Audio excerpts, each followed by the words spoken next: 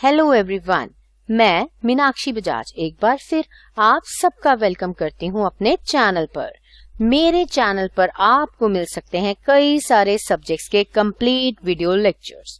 आजकल मैं आपको पढ़ा रही हूँ फाइनेंशियल मैनेजमेंट का सब्जेक्ट। उसमें हम सीख रहे हैं कैश मैनेजमेंट के बारे में और जैसे कि आप देख सकते हैं हम आप पहुंचे हैं पार्ट 4 पर।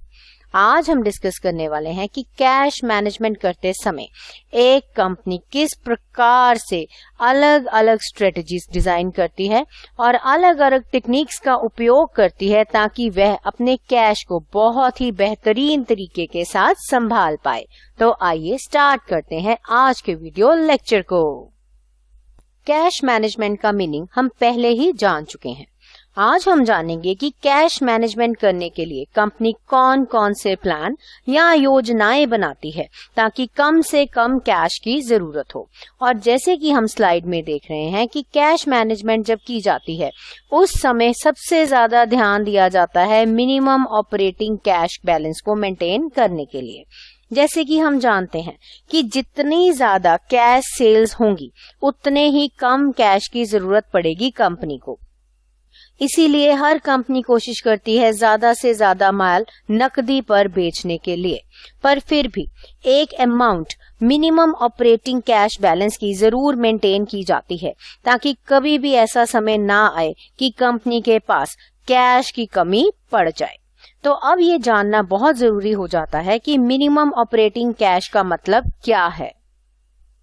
मिनिमम ऑपरेटिंग कैश का मतलब होता है कि एक कंपनी ये निश्चित करती है कि जैसे ही फाइनेंशियल ईयर की स्टार्टिंग हो तो उतना ओपनिंग कैश बैलेंस उसके पास जरूर हो ताकि जितनी भी उसकी ऑब्लिगेशंस हैं यानी कि देनदारियां हैं उसे वह समय पर निभा पाए। अब यहाँ पर ये जानना बहुत जरूरी हो जाता है कि इसे किस प्रकार से कैलकुलेट किया जाता है। तो यहाँ पर उसे कैलकुलेट करने के लिए जो हमारे पास फॉर्मूला है उसमें हम सबसे पहले देखते हैं कि एक साल में कितना खर्चा होने की उम्मीद है। आउटले का मतलब होता है खर्चा। उसे डिवाइड कर दिया जाता है कैश सेल्स के साथ क्योंकि ये पैसा हमें मिलने वाला है। जब हम इसे डिवाइड कर लेते हैं और जो आंसर हमारे पास आता है उसे बोला जाता है मिनिमम कैश रिक्वायरमेंट और कंपनी ये सुनिश्चित करती है कि इतना पैसा हर समय उसके पास अवेलेबल रहे। परंतु इस मिनिमम ऑपरेटिंग कैश के लेवल तक पहुंचना काफी मुश्किल काम है। इसके लिए कंपनी को कई प्रकार की योजनाएं बनानी पड़ती हैं। जैसे कि आप स्लाइड पर देख रहे हैं, यहाँ पर मैंने कुछ एक योजनाओं के नाम लिखे हैं जिन्हें एक एक करके हम अभी समझेंगे। सबसे पहली आ जाती है स्ट्रेचिंग अकाउंट्स पेएबल। आइए देखते हैं किस प्रकार से कंपनी अपने अकाउंट पेएबल के समय को और बढ़ा सकती है। अकाउंट पेएबल का मतलब है देनदारी। एक कंपनी के सर पर कई प्रकार की देनदारियां हो सकती हैं। मान लेते हैं कि कंपनी ने जो रॉ मटेरियल खरीदा है वो उधार पर खरीदा है, तो यहाँ पर कंपनी कोशिश क्या करेगी? कंपनी की कोशिश होगी कि ये बिल जब भी ड्यू हो उसे देरी से ही दिया जाए या यूं कह सकते हैं कि ज्यादा समय सुनिश्चित कर लिया जाए पेमेंट देने का। अब ये किस प्रकार से होगा? यहाँ पर सबसे बड़ी बात तो ये है कि हमने देरी ऐसे करनी है जिससे हमारी कंपनी की क्रेडिट रेटिंग खराब ना हो। मतलब झूठ नहीं बोलना। जब हमने किसी से माल लेना है तो कितने दिन बाद पेमेंट होगी, उन दिनों को बढ़ाने की कोशिश करनी है, ना कि अपनी रेपुटेशन को खराब करना है। तो पेमेंट्स को पोस्टपोन किया जाएगा बिना रेपुटेशन खराब किए हुए। इसके अलावा कंपनी क्या कर सकती है? अगर कंपनी के पास ज्यादा पैसा है तो वह तुरंत पैसे दे सकती है ताकि उसे कैश डिस्काउंट की सुविधा मिल पाए। अब अगर आपने मेरा पिछला वीडियो लेक्चर सुना होगा तो आपने इस बात को जाना होगा कि हमने ये एक एग्जाम्पल डिस्कस की थी जिसमें हमने ये सीखा था कि एक कंपनी का कैश साइकिल किस प्रकार से बनता है। और अगर ये बात हम दोबारा से देखें, इस एग्जाम्पल में हमारा जो एवरेज पेमेंट पीरियड था वो 35 दिन का था और जो टॉपिक हमने अभी पढ़ा यानी स्ट्रेच करना, बढ़ाना अकाउंट पेएबल को, यहाँ पर कंपनी पहले से ही ये कॉन्ट्रैक्ट में बात कर सकती है कि हम पैसे 35 दिन बाद नहीं, हम तो 45 दिन के बाद पैसे देंगे। इससे कंपनी को फायदा होगा और कंपनी का जो कैश साइकिल 120 दिन का था वह कम होके 110 दिन का रह जाएगा। इसका एक और फायदा होगा, मान लीजिए कंपनी ने पैसा जो है वो लोन पर लिया हुआ है और कंपनी को उसके ऊपर ब्याज पे करना पड़ता है बैंक को, तो उस इंटरेस्ट की भी कॉस्ट हमारी बचेगी, तो दोहरा फायदा होगा। अगर हम अकाउंट पेबल्स का समय बढ़ाएंगे तो हमारा कैश साइकिल भी कम होगा और साथ में इंटरेस्ट कॉस्ट भी कम होती चली जाएगी। तो ये थी पहली स्ट्रेटजी। अब टॉपिक को आगे बढ़ाते हैं और अब हम कोशिश करते हैं दूसरी स्ट्रेटजी को जानने की। तो दूसरी स्ट्रेटजी यहाँ पर हो सकती है एफिशिएंट इन्वेंट्री प्रोडक्शन मैनेजमेंट। दूसरी स्ट्रेटजी के चलते हुए एक कंपनी बहुत ही ज्यादा एफर्ट्स डालती है कि जो भी उसके पास इन्वेंट्री है, इन्वेंट्री का मतलब होता है जो भी कंपनी के पास माल है, उसे इस प्रकार से यूज किया जाए ताकि वह तेजी से फिनिश गुड्स बने और उसे मार्केट में बेचा जा पाए। यहाँ पर यह जानना होगा कि इन्वेंट्री 3 प्रकार की होती है। सबसे पहले रॉ मटेरियल यानी कि कच्चा माल, दूसरा वर्क इन प्रोग्रेस, वह माल जिसके ऊपर अभी प्रोडक्शन का काम चल रहा है, और तीसरे होते हैं फिनिश गुड्स जिसपे काम बिल्कुल पूरा हो चुका है। अब ये काम करने के लिए कंपनी कई प्रकार की योजनाएं बना सकती है। सबसे पहले है इंक्रीजिंग रॉ मटेरियल टर्नओवर।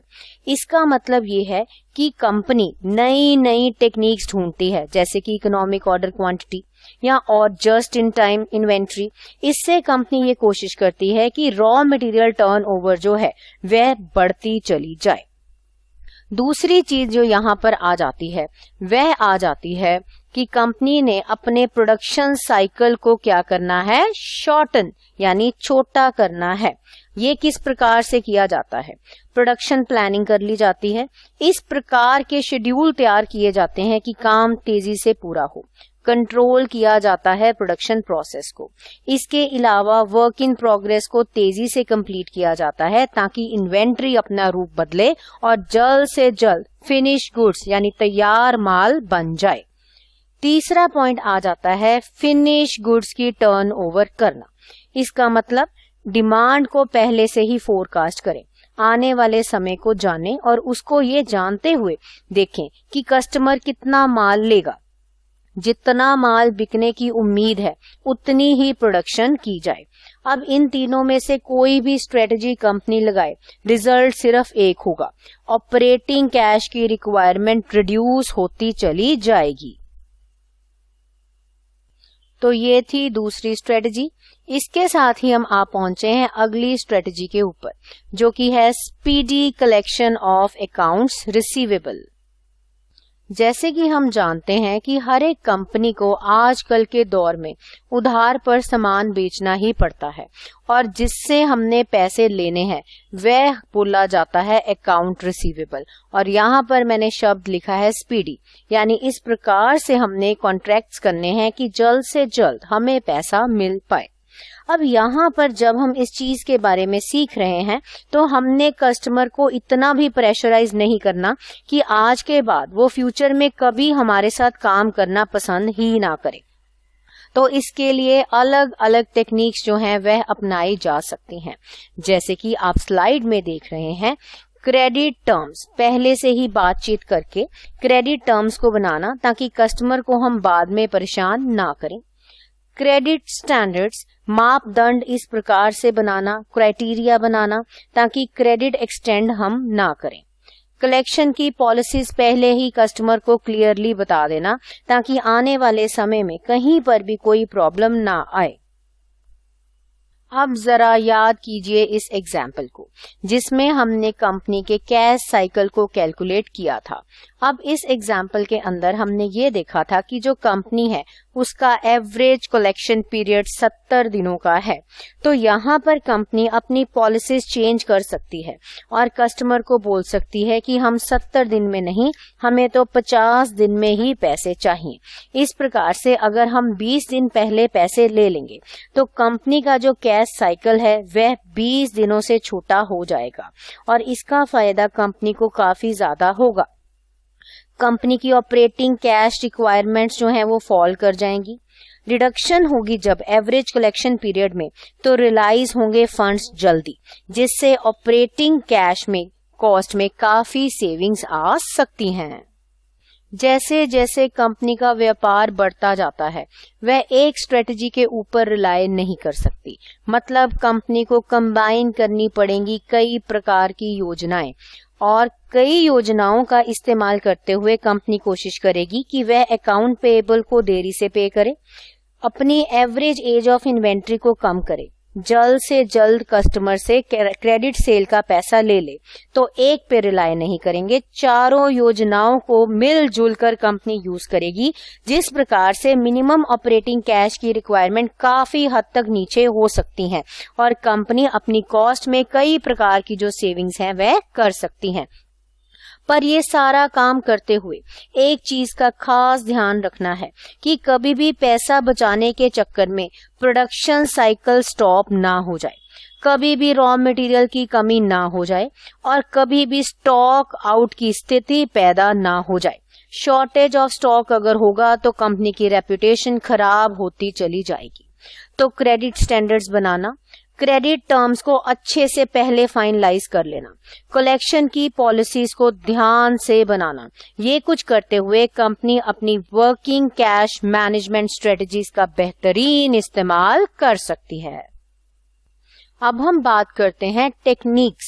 तो कैश मैनेजमेंट करने की दो टेक्निक्स हैं। सबसे पहले तो कस्टमर्स को इस प्रकार से स्टिमुलेट करें ताकि जल्द से जल्द वह आपकी कंपनी का पैसा भर दें, और दूसरी बात, जब डिस्पर्समेंट यानी पेमेंट देने की बारी है उस प्रोसेस को स्लो रखें।